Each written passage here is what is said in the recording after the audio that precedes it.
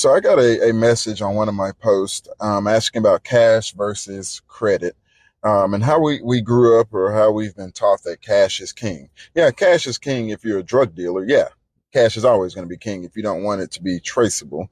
No, but in all seriousness, um, I do believe there's a time and place for everything. Okay, and what do I mean by that?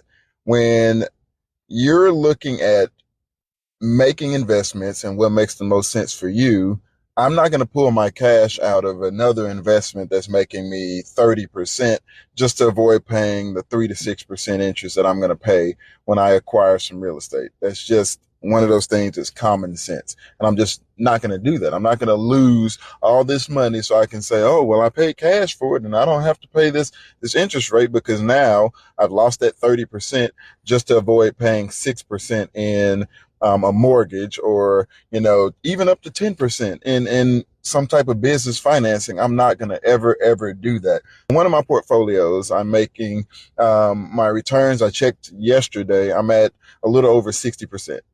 I would be a fool to take that out of there just so I can say, oh, well, I don't want to pay the 8% or 7% or whatever the mortgage rate is today. I don't want to pay that. And I just want to pay cash for it. So I'm going to forego an investment or a portfolio that's booming right now so I can avoid this debt that's going to acquire another asset that's also going to have some returns on that investment. So when it comes to cash and credit, yeah, a lot of people don't want to be in debt. Yeah, you're saying cash is king, and I'd rather pay cash. So I don't have this note, but at the same time, what are you foregoing in order to pay that cash and avoid that note? If it's at the risk of pulling cash out of a thriving investment, I would not ever recommend that. Yeah, stay away from personal debt, but if you're using it as a tool to acquire more assets and to accumulate more wealth, then I would definitely lean more towards the credit side of doing things as opposed to always wanting to pay cash. Because again, we're not drug dealers. We're legit business owners. We're legit investors.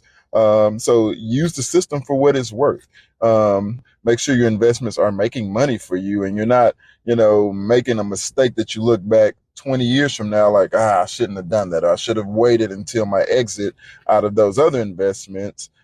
Make sure it's at an exit point that you decide, and not just because, hey, I want to avoid this debt.